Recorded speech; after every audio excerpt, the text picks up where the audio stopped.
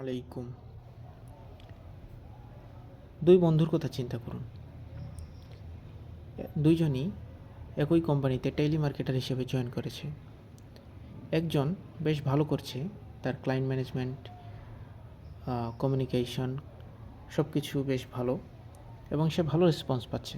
কিন্তু আরেকজন, সে শুধুমাত্র টেলিমার্কেটিংয়ের কিছু বেসিক বিষয় না জানার কারণে সে আসলে খুব বেশি তেমন একটা রেসপন্স পাচ্ছে না।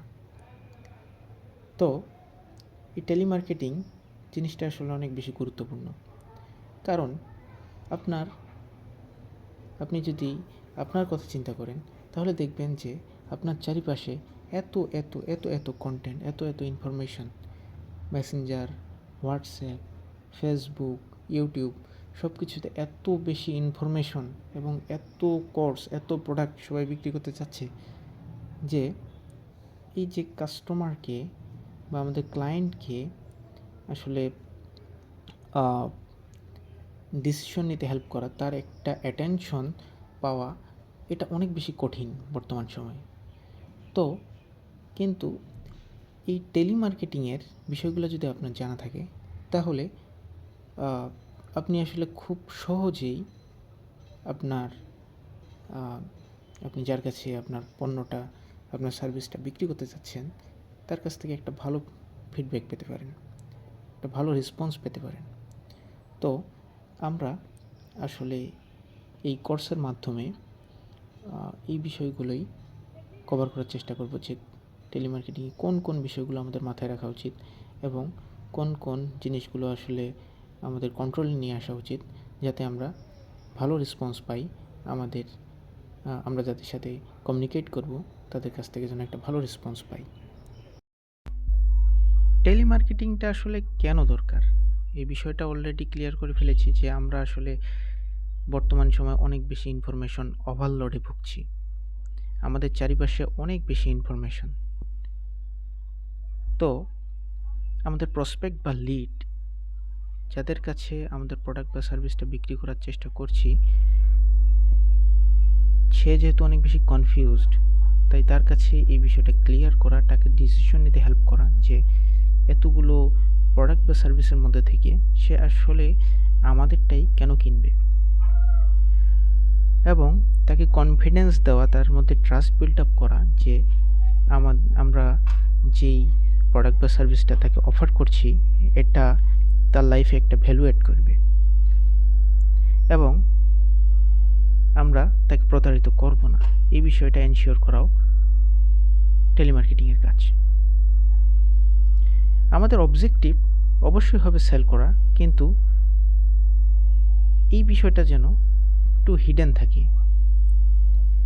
আমরা যখন টেলিমার্কেটিং করছি। তখন টেলিমার্কেটিং করার সময় আমাদের মাইন্ডসেটটা আসলে কেমন হবে? আমাদের মাইন্ডসেটটা অবশ্যই হতে হবে যে আমি পৃথিবীর one of the best product অথবা সার্ভিস বিক্রি করছি বা অফার করছি।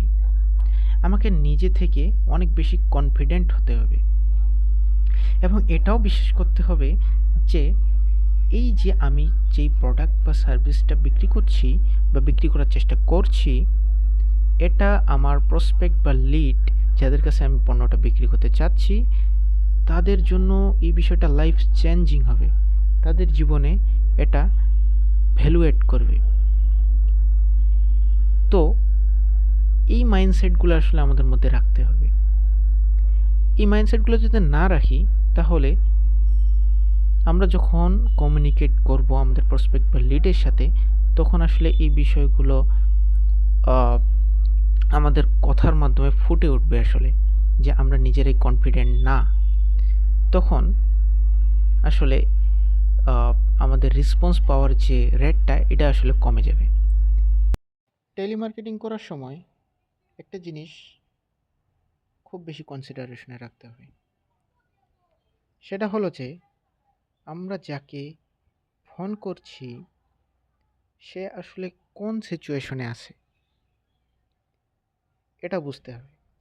এটা বোঝার জন্য তাকে তার সিচুয়েশনটা আসলে জিজ্ঞেস করে নিতে হবে যে সে আসলে আমার সাথে কথা বলার মতো আহ, অবস্থায় আছে কিনা। ধরুন আপনি একটা প্রোডাক্ট অথবা আপনার একটা কোর্স আপনি বিক্রি করার জন্য একজনকে ফোন দিলেন। এমন সময় ওই ব্যক্তিটা আসলে তার একজন ফ্যামিলি মেম্বারকে নিয়ে হসপিটালে তার ফ্যামিলি মেম্বারকে ভর্তি করানোর চেষ্টা করছে। এমন সময় আপনি ফোন দিলেন আপনার একটা কোর্স বিক্রি করার জন্য, কোর্স অফার করার জন্য। তো স্বাভাবিকভাবেই এই লোকটা আসলে আপনার কথাটা শোনার মতো অবস্থায় নেই। দেখা যেতে পারে যে এই সময়ে আপনার অ্যাপ্রোচটা করার কারণে আপনি যে কোম্পানি থেকে বা যে ইনস্টিটিউশন থেকে আহ, আপনার কোর্সটা অফার করছিলেন ওই প্রতিষ্ঠানের উপর একটা নেগেটিভ ইম্প্যাক্ট পড়তে পারে এবং তার বিরক্তির কারণ হতে পারেন আপনি। তাই তার সিচুয়েশনটা আসলে জিজ্ঞেস করে নিতে হবে যে সে আসলেই আমার সাথে কথা বলার মতো সিচুয়েশন আছে কি না, এবং যদি সে ব্যস্ত থাকে, ফ্রি না থাকে, তাহলে তার কাছ থেকে টাইম চেয়ে নিতে হবে যে স্যার আপনি আসলে কখন ফ্রি থাকবেন, আমি আপনাকে কখন কল দিব।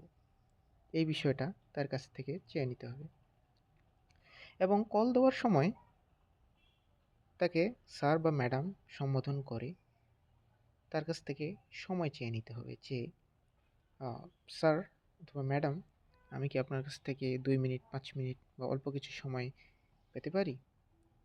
অল্প সময়, অল্প কিছু সময় কি আপনার সাথে কথা বলা যাবে। এভাবে আসলে শুরুতেই তার কাছ থেকে অনুমতি নিয়ে নিতে হবে কথা বলার। এটা করলে যেটা হবে সেটা হলো যে আপনি আপনার ওয়ান ওয়ে কমিউনিকেশনটা টু ওয়ে কমিউনিকেশনের দিকে নিয়ে যাচ্ছেন। সে নিজে থেকেই আপনাকে অ্যালাউ করছে কথা বলার জন্য। তো সে কোন সিচুয়েশনে আছে এবং কথা বলার জন্য তার সময় আছে কি না, এই দুইটা বিষয় শুরুতেই আমাদের প্রসপেক্ট বা লিডের কাছ থেকে জেনে নিতে হবে। কল ওপেনিংটা আসলে কেমন হবে? শুরুতেই সালাম বা আদাব দিয়ে শুরু করতে হবে।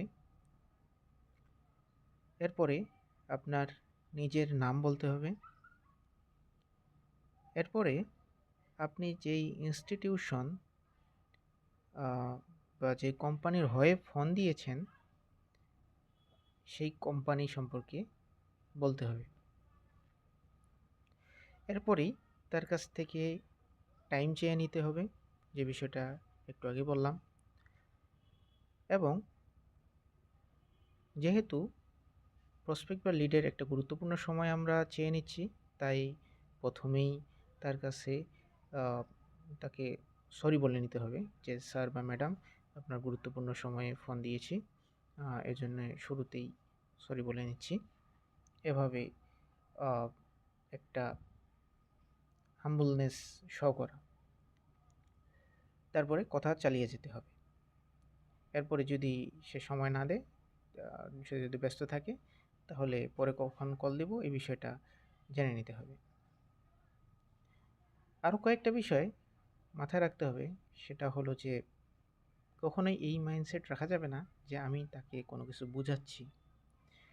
তাকে এই মাইন্ডসেট রাখতে হবে যে আমরা তাকে আমাদের কাছে কিছু ভ্যালুয়েবল ইনফরমেশন আছে, ভ্যালুয়েবল প্রোডাক্ট আছে, আমরা এই বিষয়টা তার সাথে শেয়ার করছি।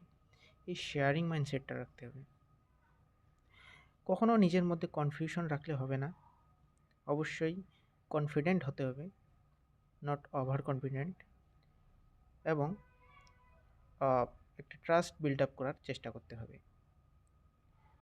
এগুলো ছিল টেলিমার্কেটিংয়ের খুব বেসিক বিষয়, এগুলো জানতেই হবে। এছাড়াও আরও অনেক অনেক বিষয় আছে টেলিমার্কেটিংয়ের বিষয়ে এবং ক্লায়েন্ট ম্যানেজমেন্ট। এই বিষয়গুলো পরবর্তীতে শেয়ার করা হবে। আজকে এ পর্যন্তই। ধন্যবাদ সবাইকে সাথে থাকার জন্য। আসসালামু আলাইকুম।